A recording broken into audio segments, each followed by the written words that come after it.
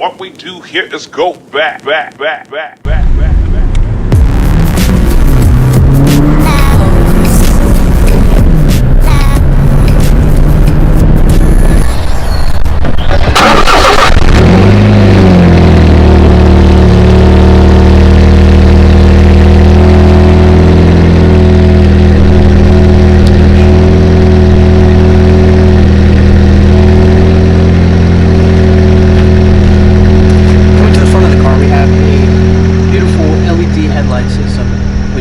Extremely bright at night, coupled with the LED fog lights and the mini halo light, which they have gone away from in the newer model years, and they've done a complete circle. This one is still the half halo light. And then we have a very interesting hood latch system. So these hood latches in this car don't have any more of the manual hood latch. You just pull it once, and then it unlocks the hood, but pull it once more, and now it opens the latch. And so when you come back to the front, there's nothing to do. You can grab it from here, you can grab it from here, you can grab it from literally anywhere, and it just opens. Fantastic. No more digging and diving for things. And since we're here,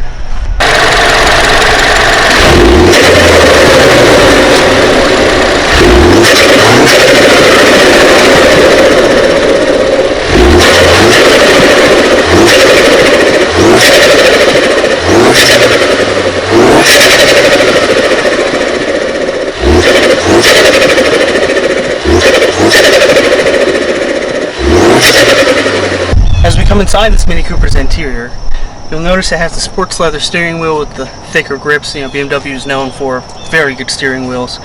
The sport seats, which are very comfortable, they hold you in very well. They, you know, you really feel them around your body, especially if you're my size. I'm not very skinny. And then they have the extendable, which is great for long trips. This is basically like you're inside of a cockpit. They have a panoramic sunroof. The sunroof only goes halfway, but the glass extends to the back. You have a very cool LED lighting system that you can change the color of at the touch of a button. All the switches here are like a cockpit. And you have down here the sport mode selector. So you can go from regular mode, green, eco mode, or sport mode. And the sport mode will pop up here on the dash. Other than that, there's a cigarette lighter down here. You have an aux port and a USB port that will connect to your phone for music if you're driving along. There's on the radio system here, it's not the navigation system, but it does have this 8-button selector that are completely customizable. You can literally customize them to anything, any feature or function, whether it be the radio, the telephone, phone numbers, whatever you wanted to do. You could just hold it and it would do that for you. It does have talk commands. I've never actually used them. I don't know who does. Everything on the steering wheel is very simple. Trip odometer displays for the dashboard, and just radio controls here, telephone. But here's your traction control button, your automatic start button. So this car has automatic start, so if you have the light off, it will turn itself off, but if you have the light on, it will disengage that system if you hate it like I do. So I normally just keep it on, or keep the system off with the light on, so I don't have to worry about it. You have an armrest, which I have a bunch of stuff in it. It goes up. This is only funny, the armrests are only for the US market because we love our armrests. So what happened was, or if you notice here, you have the armrest and the e-brake. Every time I put down the e-brake, I always have to put down the armrest. It doesn't go down all the way, so if I pull up the e-brake, watch, it pulls up the armrest. So this is kind of one of those things that kind of piss me off, but you get used to it every day. You kind of get in the car, you put it down, and you do one of those. So sometimes I like to drive just without the armrest. It makes it a little, very European, I guess. The other thing is you have these side visors because the windows are huge and the sun's going to get in your eyes. And so as you're driving along, you're going to notice you're going to need this little sun visor here. I don't know if you can see that. I'll get you a better view. And the other thing is that the sunroof cover is like a mesh. It's a see-through mesh. It's not exactly a you know, even though we're in the shade right now, you can kind of see the sun is coming through my hands. You know, it's not perfectly covered. Sometimes you would like to be, you know, just like an actual just cover, which just blocks out the sun entirely. The car is a two-tone interior, so there's a light gray up here and, you know, all black on the bottom. You know, the back seat is pretty much non-existent and is actually best for just storage, which is what I use it for. It's kind of like my mini pickup truck. I fit a dresser back there, 3-drawer dresser drawers, pretty comfortably. You know, I had to put my seat up a little bit, but it worked, and you know, the guy was amazed. I was amazed. It worked out. Yeah, you can do pretty much, you can do a lot of stuff in this Mini. So we'll take you to the back and we'll show you some of the stuff in the trunk. There's a storage system and such. If you come to the back here, you'll notice that the exhaust is in the middle, which means that there is no spare tire because there's nowhere to put it. But there is a subfloor for storing extra things, some extra compartment space, things you want to keep hidden away in your hatchback. This covers about nothing, but you know, some things when you close the trunk you won't be able to see, so long as the seats aren't folded down like they are currently. Now the seats fold up and down, no problem.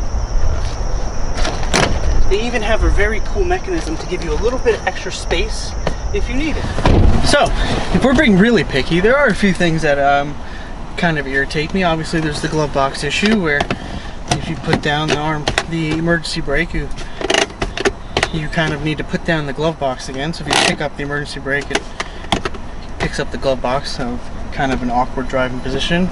But other than that, the passenger seat, if somebody is trying to get into the back, you have to make sure to pull the seat forward before they pull the lever to pull the seat out so that somebody can get in the back, because otherwise by the time they get in the back, in order to lock the seat back into place, it has to go back to the position that it was previously, and if that was too far back, you're just going to end up squishing somebody's legs. It's not going to be very pretty. We've had that happen. We've had to have people get out so that we can readjust it and then get them back in and then be able to, you know, open and close the seat properly.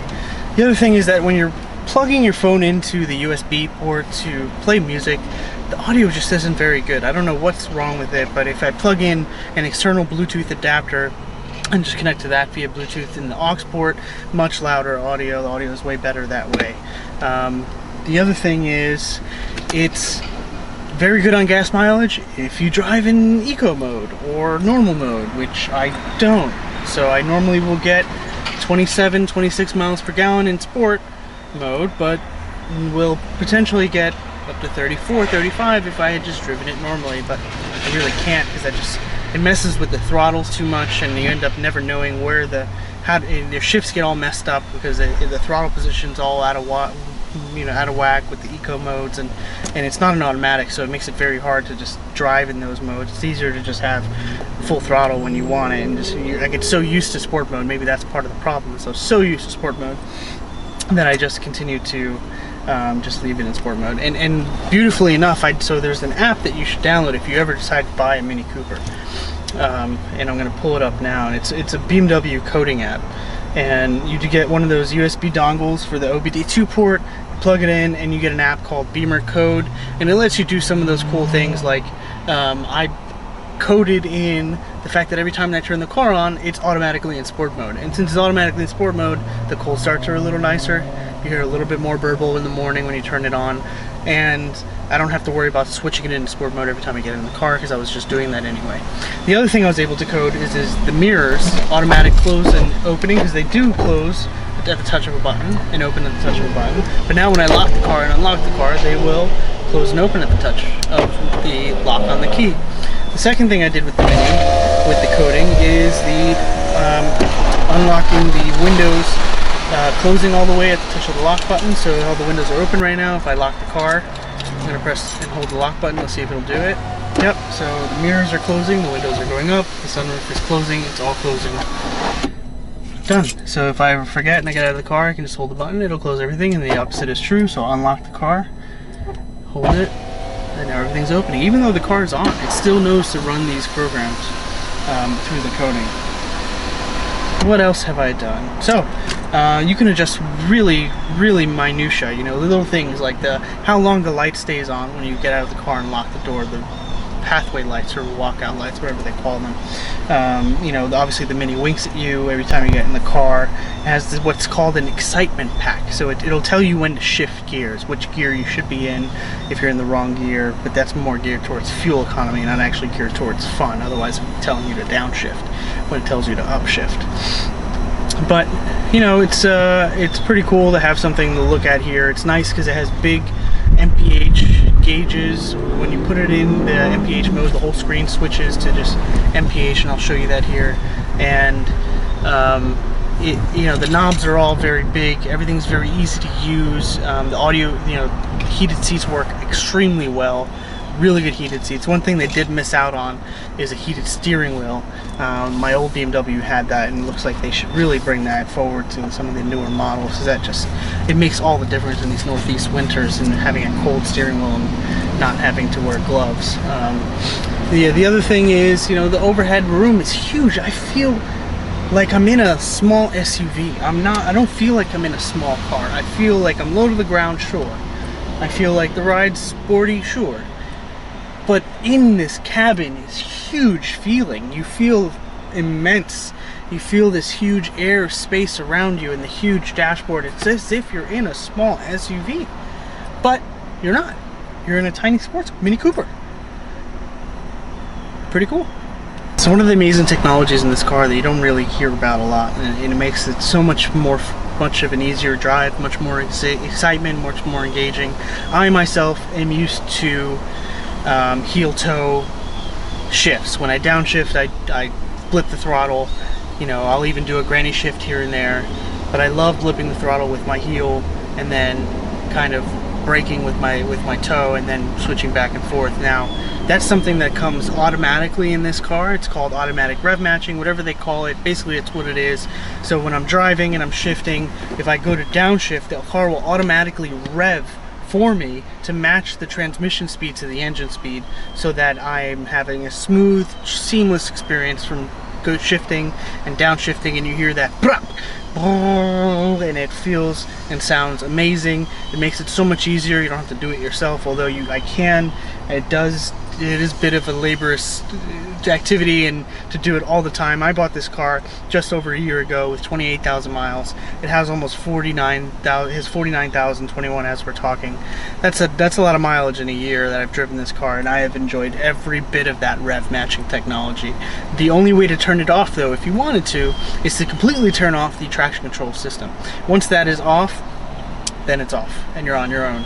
And honestly, these pedals aren't as close together as my 5 Series BMW's pedals were, so it makes it a little more difficult to rev match on my own. So I do appreciate the rev matching, and I don't know, I've never actually driven, I've driven it only a few times without the traction control off. I like to keep my tires. I don't like to, you know, there's only front wheel drive, and you know, the tires are run flats, and they're kind of expensive. Well, not that expensive, but yeah, definitely not cheap tires. And just so I don't piss off my neighbors, I've come here to an open parking lot to be able to show you hopefully show you some of the pops and bangs.